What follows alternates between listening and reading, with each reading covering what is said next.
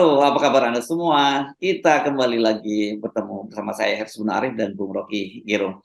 Dan saya kira Bung Rocky kita masih fokus aja lah, nggak mau ada partai-partai lolos pemilu atau tidak. Sebenarnya justru itu bukan itu sebenarnya sekarang permainan utamanya. Permainan utamanya itu adalah fokus soal penundaan pemilu, ya, atau penjadwalan ulang pemilu. Ya, ada yang menyebutnya juga begitu. Dan saya membaca sebuah opini yang ditulis oleh seorang anggota DPR, Wakil Ketua Komisi 3, Desmond Maisa, ini politisi dari Partai Indra. Gerindra ya.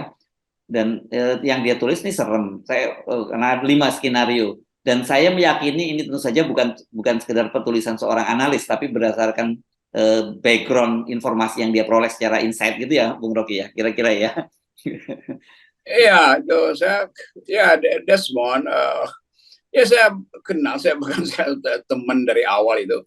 Dan kita bisa bayangkan misalnya banyak orang yang juga kendati Pak Prabowo ada di dalam kekuasaan, tetapi mulai melihat bahwa bangsa ini memang ada dalam bahaya tuh, karena elitnya oportunis tuh. Dan karena Desmond ini dia jadi politisi Gerindra dan tahu segala macam tukar tambah, apalagi di Komisi 3. Tapi dia juga aktivis yang selalu dekat dengan kalangan aktivis itu. Dan berupaya untuk ya membuat refleksi sebetulnya terutama setelah pemilu 2019 dan masuk pada potensi untuk perpanjangan pemilu. Jadi Desmond tahu banyak aspek dan berupaya untuk memberi peringatan. Jadi kita anggap aja bahwa itu peringatan dari orang dalam. Ya, Dan, ya. hal itu menunjukkan Gerindra sendiri mendua sebetulnya di dalam upaya untuk membayangkan masa depan. Karena tentu dengan segala strateginya, Desmond pasti mengerti bahwa Prabowo paham apa yang dimaksud dengan tulisan itu. Dan itu bisa dibilang semacam evaluasi dari Desmond selama ada di Komisi 3 atau sebagai politisi Gerindra melihat arah bangsa ini, kira-kira begitu. Ya, ya, ya. Oke, ini saya bacakan ya. Dia menyebutkan semacam ini dia menyebutkan ada 5 skenario ini, ya. Yang dia sebenarnya mengutip dari papan Yusril itu, dia kemudian ada 5 dampak buruk yang ditimbulkan gitu ya. Kalau penundaan pemilu ini, pertama ini kata dia pemerintah dan DPR tidak legitimate. Kedua, Pemda tidak dikontrol DPRD. Yang ketiga, TNI Polri membangkang kepada presiden, itu bisa terjadi. Keempat, rakyat bisa anarkistis, ya, bertindak semaunya. Dan kelima ini muncul pemerintah diktator. Ini skenario yang nggak enak semua sih. Pilihan-pilihannya nggak menarik semua itu ya. Dan harusnya sejak awal makanya kita mengingatkan mengapa sudahlah, berhentilah ya berupaya terus-menerus macam memperpanjang masa jabatan, menunda pemilu dan sebagainya. Mari kita bayangkan skenario-skenario-nya itu.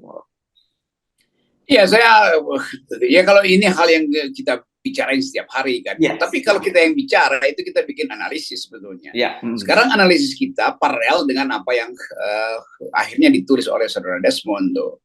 Dan itu betul-betul menunjukkan ada yang resah tuh. Ada bukan cuma Desmond sebetulnya, ada kalangan juga dalam kabinet yang mulai menganggap bahwa jebakan-jebakan otoritarianisme udah di depan mata tuh. Dan kalau kita lihat gejala hari ini, juga Pak Prabowo mungkin juga cemas bahwa pada akhirnya juga Pak Prabowo mungkin dibatalkan untuk jadi calon tuh.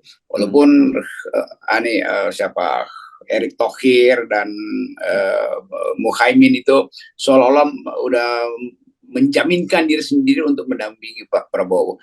Jadi yang ditulis oleh Desmond itu semacam preteks untuk dibaca juga oleh Pak Prabowo, atau mungkin juga udah dikonsultasikan dengan Pak Prabowo kan. Kan kita bisa bayangkan itu.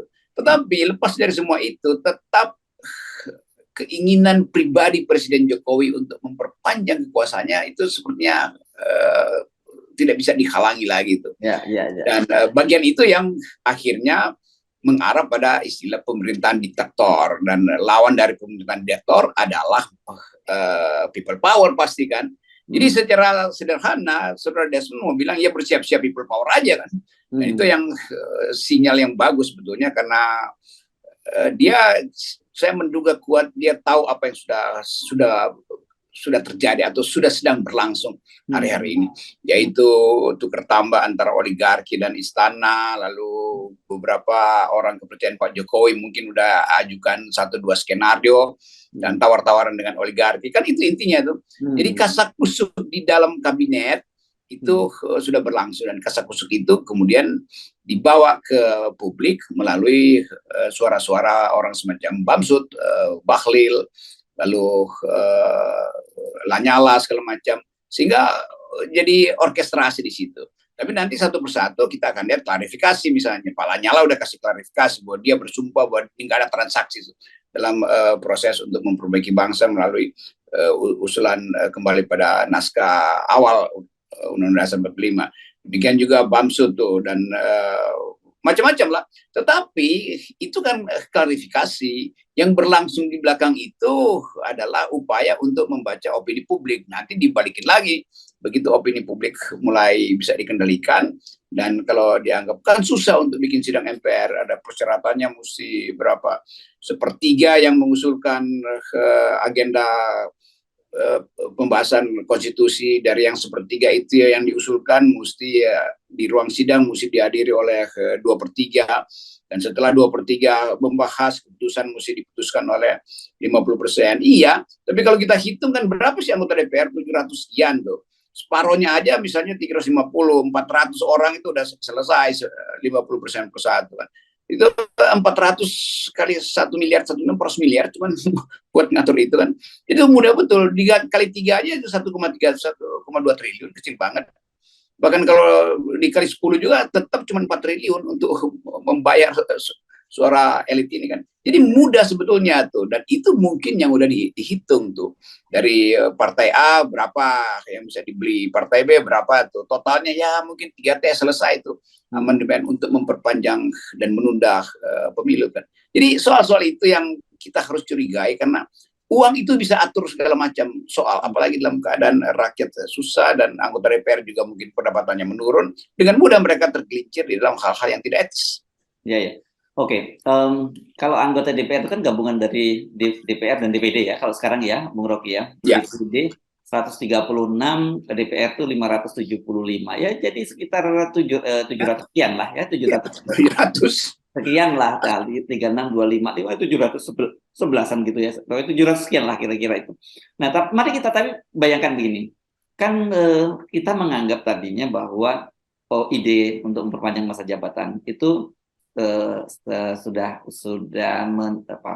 hilang gitu seiring dengan penolakan dari partai-partai politik, terutama PDIP ya yang mengusung itu. Tapi kan belakangan ini menguat gitu, dan tentu saja kita melihat bahwa kemungkinan pertama masih akan ditolak gitu ya, Bung Rocky ya. Kalau ditolak itu artinya kan Pak Jokowi nggak mungkin lagi untuk menjadi calon presiden. Nah, skenario berikutnya seperti apa yang kita bayangkan? Karena kalau kita kemarin diskusikan, kelihatannya Ganjar ini mungkin sudah tidak masuk lagi dalam daftar yang akan dijagokan oleh Pak Jokowi. Ya, kelihatannya akan diputar skenario-nya karena tidak ada yang mampu untuk mencapai 30%. Dan itu artinya ya dicari akal supaya sebaiknya Pak Jokowi aja langsung terus-menerus begitu kan.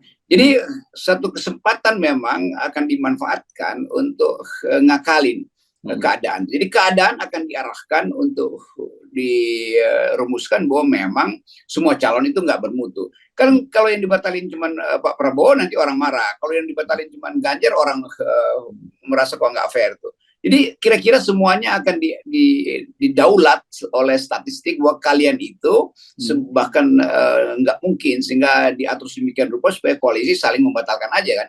Jadi paling bagus sebetulnya kita bayangkan semua koalisi yang terpaksa mesti ada koalisi karena soal 20%, Gerindra nggak bisa sendiri, Nasdem nggak bisa sendiri, semua koalisi itu akan dicoba untuk membatalkan.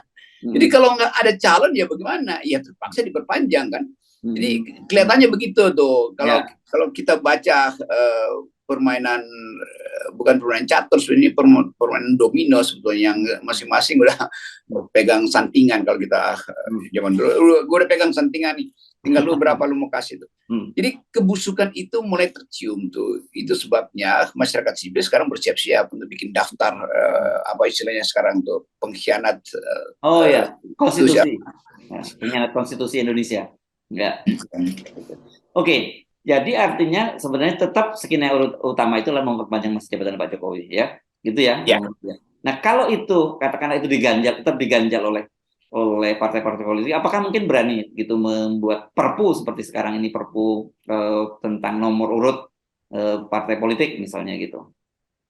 Gampang kan, perpu itu cuma soal ya, alasan kedaruratan segala macam itu kan. Tapi yang penting perpu itu sebetulnya akan dibuat sedemikian rupa supaya itu separuh usul DPR kan. Kan DPR juga yang mesti merumuskan keadaan bagaimana. Nah, Bamsud udah keburu terbaca pikirannya bahwa ada pemanasan politik, dan Bamsud nggak sadar bahwa dengan mengatakan itu kita paham bahwa istilah pemanasan politik itu akan jadi headline yang akan diucapkan oleh tokoh-tokoh kunci di elit politik, di parlemen juga tuh. Jadi kita tunggu aja di seminggu ini pasti orkestrasi jalan lagi. Karena Bamsud sebetulnya mestinya kalau dia agak taktis jangan pakai istilah pemanasan politik. Karena nanti begitu itu istilah itu muncul, maka memang akan dipanas-panasi politik supaya ada kekacauan kan. Jadi bagian-bagian ini lagi dihitung, dan kita membayangkan misalnya apa pandangan TNI tentang soal itu, apa pandangan kepolisian tentang soal itu. Nah, di dalam keadaan semacam itu kita menduga keras bahwa permainan untuk membatalkan pemilu udah terjadi. Jadi KPU itu percuma juga dari awal dipersiapkan, dan KPU sebetulnya udah kasih sinyal kok nggak turun-turun uangnya ya. Dan KPU makin lama makin nagih, dan KPU akhirnya mulai sedikit berpihak, yang ini boleh, yang ini nggak boleh, yang sana akan dibantu supaya uangnya turun kan, motif KPU begitu. Tapi KPU kan bisa dibentak dengan peristiwa politik kecil kan. Jadi gampangnya begitu. Jadi bagi saya tetap suasana kita itu mengarah pada betul yang dideskripsikan oleh Desmond itu, otoritarianisme, bahkan despotisme itu. Karena nggak ada lagi pembicaraan untuk membatalkan itu. Semua argumen yang ada di publik dari kalangan istana dan Senayan itu, bahkan DPD itu mengarah pada perpanjangan atau penundaan pemilu itu. Lain kalau kita tahu bahwa DPR merasa itu nggak ada, itu nggak boleh. Tapi mereka justru yang mulai kan. Walaupun mancing-mancing itu, tapi tetap ada di otaknya begitu memang kan. Ya. Jadi sudah dua kan ya, DPD dan MPR. Ini tinggal kita tunggu dari DPR ya, Bung Rocky ya. Kalau DPR juga kemudian ada statement semacam itu ya sempurna. Berarti skenario semua sudah berjalan, semua sudah deal gitu ya. Ya kita nggak lihat itu. Ya suara 8% dari PKS dicampur Demokrat kan nggak ada gunanya sebetulnya kan. Ya. Jadi itu udah dianggap udahlah, nggak ada apa-apa itu. Jadi koalisi akan dibubarkan, tetapi akan ada orkestrasi untuk kami setuju karena alasan ekonomi dan karena alasan ketegangan politik itu cuman itu sebenarnya. Ya kan kalau cuman ekonomi saja nggak bisa jadi justifikasi ya. Ya. Jadi akan ada kekacauan politik yang dibikin, itu pasti kita bisa baca mulai sekarang itu. Ketegangan kecil di sana lalu dinyatakan sebagai berbahaya. Lalu tiba-tiba KUHP diperpukan karena ada peristiwa, lalu pengendalian demonstrasi mulai berjalan tuh. Dan pematangan itu sudah, saya pikir mungkin sepertiga udah jalan itu, atau lagi jalan sekarang. Oke. Jadi saya kira justru itu sekarang fokus yang mesti kita ini kan ya, yang harus betul-betul kita awasi itu soal perpanjangan pemilu, bukan soal pemilunya sendiri ya. Karena pemilunya itu saya kira jangan-jangan itu bagian dari deception aja, Bung Rocky gitu ya.